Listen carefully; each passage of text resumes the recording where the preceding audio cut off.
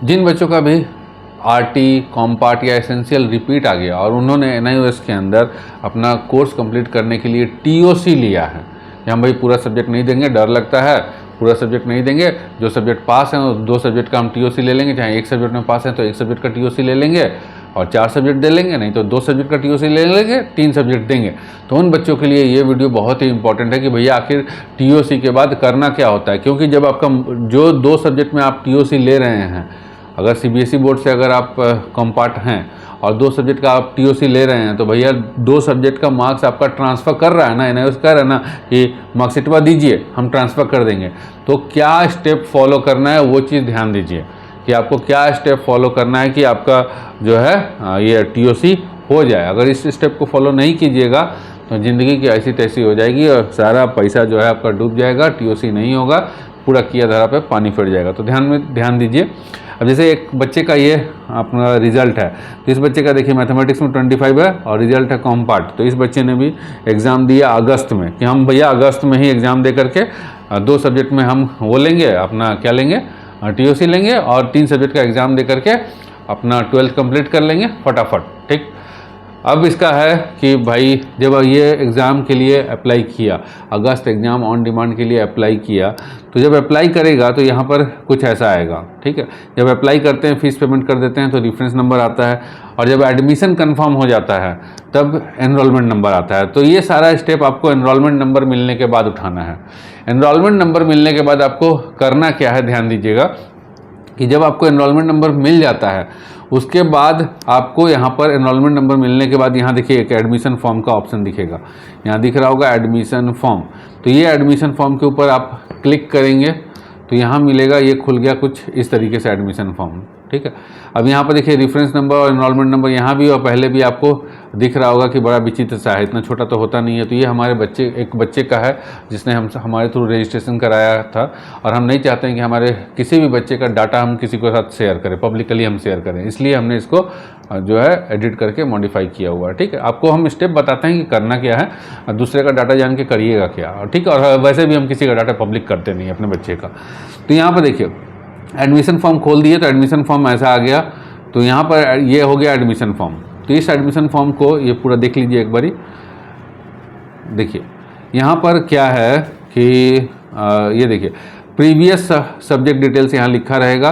तो किस किस सब्जेक्ट में आप ले रहे हैं, तो इकोनॉमिक इंग्लिश में टीओसी ले रहे हैं, इकोनॉमिक्स में टीओसी ले रहे हैं, तो यस। ठीक, वो जो मार्कशीट दिखाए थे हम दूसरे बच्चे का है और ये रिजल्ट आपका, ये जो हमने एप्लीकेशन फॉर्म खोल रखा है ये दूसरे बच्चे का। तो कंफ्यूज मत कर जाइएगा कि उसके में इकोनॉमिक्स नहीं है, क्या दिखा रहे हैं। ठीक है, तो ये दोनों अलग अलग का है। हमने डैशबोर्ड दूसरे का खोला हुआ है, रिजल्ट दूसरे का शेयर किया हुआ है। तो आपको इसमें टेंशन लेने का ज़रूरत नहीं है, इतना बिल बिलाने का ज़रूरत नहीं है। ये 2 सब्जेक्ट का टीओसी हुआ और इस बच्चे ने कहा कि हम सर 3 सब्जेक्ट और देंगे, ये कॉमर्स वाला बच्चा है। तो भैया 3 सब्जेक्ट और कौन कौन सा देंगे, तो अकाउंटेंसी देंगे। ठीक है, इसमें टीओसी नो है और बीएसटी जो है इसमें भी टीओसी में नो है। तो अकाउंटेंसी देंगे, बीएसटी जिसको कॉमर्स भी कहते हैं नहीं उसके अंदर, और साथ में हम additional subject physical education and योग देंगे। ये अक्टूबर वाला बच्चा है। ठीक, क्योंकि ऑन डिमांड के अंदर फिजिकल एजुकेशन एंड योग नहीं मिलता है। तो ये लिया 3 सब्जेक्ट और 2 सब्जेक्ट जैसे कि इकोनॉमिक्स और इंग्लिश। यहाँ देख रहे हैं आप कि इंग्लिश और इकोनॉमिक्स का टीओसी में यस है। तो इस दोनों का टीओसी करवाया और 3 सब्जेक्ट का ये एग्ज़ाम देगा। तो ये वाला जो फॉर्म है, पूरा फॉर्म आपको पहले वहाँ पर क्लिक करके डाउनलोड कर लेना है। डाउनलोड करके बाद यहाँ पर प्रिंट का ऑप्शन में जाना है और प्रिंट करवा लेना है। ठीक है जी, प्रिंट करवा करके रख लीजिएगा। प्रिंट कराने के बाद इस फॉर्म को आप प्रिंट करवा लिए। प्रिंट करवाने के बाद अब देखिए ये जो 2 सब्जेक्ट का मार्क्स है, जैसे यहाँ दिख रहा है ना कि आप यहाँ इंग्लिश में पास हैं, इंग्लिश में टीओसी ले रहे हैं और इकोनॉमिक्स में टीओसी ले रहे हैं। तो ये 2 सब्जेक्ट का मार्क्स सीबीएसई बोर्ड, मान लीजिए कि ये सीबीएसई बोर्ड का है, तो सीबीएसई बोर्ड से उठा करके एनआईओएस बोर्ड में शिफ्ट होगा। तो एनआईओएस कहता क्या है, उसके लिए आप सीबीएसई का अपना ओरिजिनल फेल वाला मार्कशीट दीजिए। देखिए अब हमारे पास सीबीएसई का 3 का मार्कशीट है, ये है फोटोकॉपी। ठीक है, तो ये मार्कशीट नहीं चलेगा, दीजिएगा ना उठा के इसे एनआईओएस वाला फेंक देगा उधर। फिर ये जो है हमारा वेबसाइट से निकाला हुआ कलर्ड खूब रंगीन, ये वाला भी दीजिएगा तो इसे उठा के फेंक देगा। तो आपको देना कौन सा है, ये ओरिजिनल वाला। ठीक है, तो ये फेल वाला नहीं है, ये मेरे बेटे का है, पास आया है। ये तो चूँकि पास है, लेकिन आपके पास अगर फेल वाला मार्कशीट है तभी ना आप दे रहे हैं जी, ये वाला TOC ले रहे हैं। तो आपको ये वाला मार्कशीट, ओरिजिनल मार्कशीट जो है, ठीक है, ओरिजिनल मार्कशीट ये वाला जो आएगा ना फिजिकल कॉपी, इस मार्कशीट के पलटना है, पीछे में अपना नाम लिखिए, अपना एनरोलमेंट नंबर लिखिए, ठीक है। तो इस मार्कशीट को, ये जो फॉर्म अभी हम बताया, ठीक है, ये जो आपका एप्लीकेशन फॉर्म अभी हमने बताया, इस एप्लीकेशन फॉर्म को प्रिंट कराइए। तो ये मार्कशीट, ये एप्लीकेशन फॉर्म और साथ में एक TOC का फॉर्म होता है।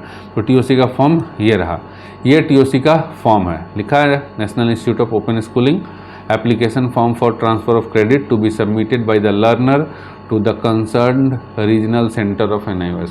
रीजनल सेंटर को भेजना है, लेकिन हर केस में रीजनल सेंटर को नहीं भेजना है। एक चीज़ ध्यान दीजिए कि जो ऑन डिमांड एग्जाम दे रहा है वो लोग कहाँ भेजेंगे, वो लोग NIOS के हेड ऑफिस को भेजेंगे। और जो अपना एग्ज़ाम अक्टूबर एग्ज़ाम दे रहे हैं या फिर अप्रैल एग्ज़ाम दे रहे हैं, पब्लिक एग्ज़ाम दे रहे हैं, वो रीजनल सेंटर को भेजेंगे। इस बात पे खास तौर से फिर से ध्यान दीजिए। ऑन डिमांड वाला अपना जो TOC के लिए सर्टिफिकेट हेड ऑफिस भेजेगा नोएडा के, और जो आपका ये वाला है क्या बोलें, पब्लिक एग्ज़ाम वाला है, October and April public exam वाला है, वो रीजनल सेंटर को भेजेगा, जिस रीजन में आपने सेंटर सेलेक्ट किया। जैसे यूपी के आपने इलाहाबाद में सेंटर सेलेक्ट किया तो आप नोएडा को भेजिएगा, ठीक है। वो हेड ऑफिस भी है और रीजनल सेंटर भी है, ठीक। वो अब 1 मिनट बताते हैं। आप देखिए यहाँ पर रीजनल सेंटर का लिस्ट एक बार यूपी का देख लें। हमें लगता है कि नोएडा ही है, फिर भी कंफर्म होना ज़रूरी है। नहीं, इलाहाबाद है, यूपी का इलाहाबाद है, रीजनल सेंटर इलाहाबाद है। तो अगर यूपी वाले हैं और अगर आप ऑन डिमांड एग्ज़ाम भर रहे हैं तो आपको जो ओरिजिनल मार्कशीट है, ये एप्लीकेशन फॉर्म है और TOC का फॉर्म आपको नोएडा भेजना है। लेकिन अगर आप यूपी वाले हैं, आप अक्टूबर का एग्ज़ाम दे रहे हैं, TOC करवा रखे हैं, तो आपको अपना मार्कशीट, ये एप्लीकेशन फॉर्म और साथ में TOC का फॉर्म आपको इलाहाबाद भेजना है। ये रहा एड्रेस, ठीक है। इसका हम लिस्ट डाल देंगे, मतलब इसका जो लिस्ट है ना, रीजनल सेंटर का लिस्ट कहाँ से खुलेगा उसका लिंक जो है हम डिस्क्रिप्शन में डाल देंगे, आप कर लीजिएगा डाउनलोड, देख लीजिएगा, ठीक है। तो ये हो गया हमारा कि यहाँ ऐसे होगा। अब दूसरा चीज़ आता है क्या कि भाई ये आपका क्या क्या भेजना है, कैसे कैसे भेजना है।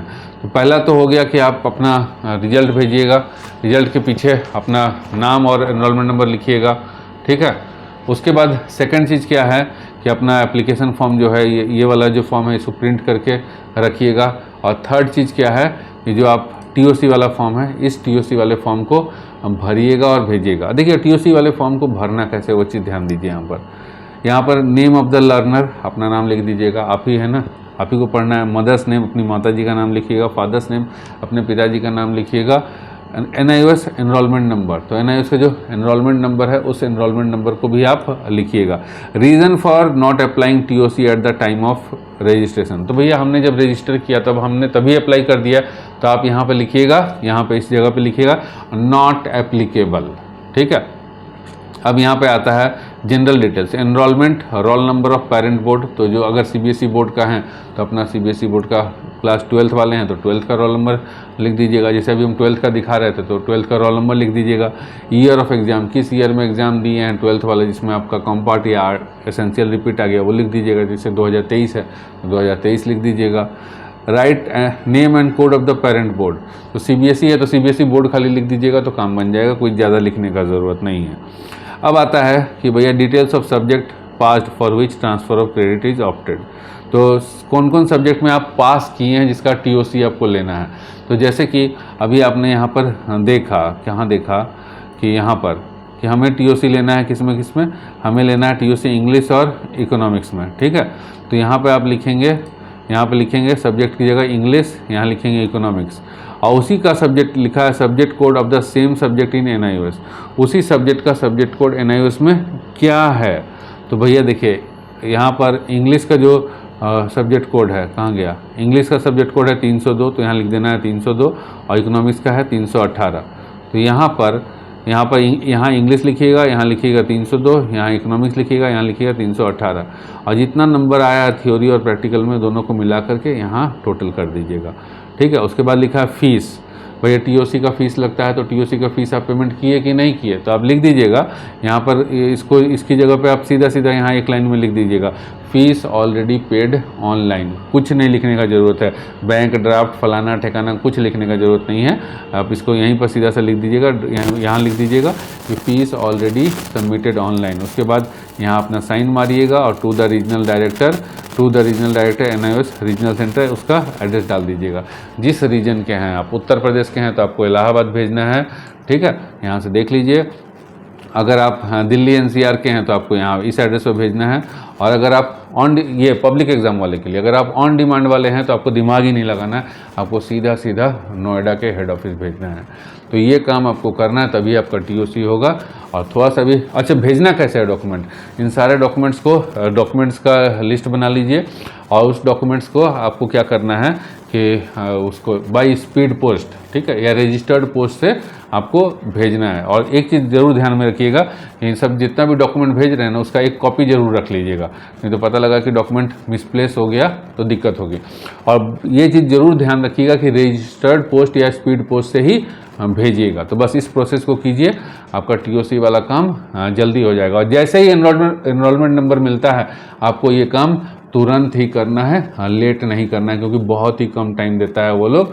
कहता है कि 1 हफ्ते के अंदर एनरोलमेंट नंबर मिला, एडमिशन कंफर्म हुआ तो 1 हफ्ते के अंदर भेजिए। तो 1 हफ्ते के अंदर आपको भेज देना है तीनों चीज़ करके, मार्कशीट, ये एडमिशन फॉर्म, ये कहाँ गया एडमिशन फॉर्म, ये रजिस्ट्रेशन, ये जो एप्लीकेशन फॉर्म, ये फॉर्म, और साथ में ये TOC वाला फॉर्म भर करके। तो ये काम करिए। और ये जो आपका फॉर्म है, इस जितना भी फॉर्म है और रीजनल सेंटर, उसका लिस्ट हम डिस्क्रिप्शन में दे देंगे, मतलब लिंक डिस्क्रिप्शन में दे देंगे, आप वहाँ से डाउनलोड करके ये सारा काम अपना कर सकते हैं। तो जल्दी से ये काम करिए, लेट मत करिए।